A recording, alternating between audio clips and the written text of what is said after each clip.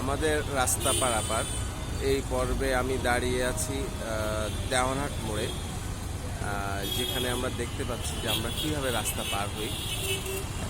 Actually এইখানে রাস্তা পারাপারের জন্য কোনো জেব্রা ক্রসিংও নেই। দেওয়ানহাটের উপরে আছে একটা ফ্লাইওভার, আমাদেরকে বাধ্য হয়ে যেখানে সেখান দিয়ে রাস্তা পার হতে হচ্ছে।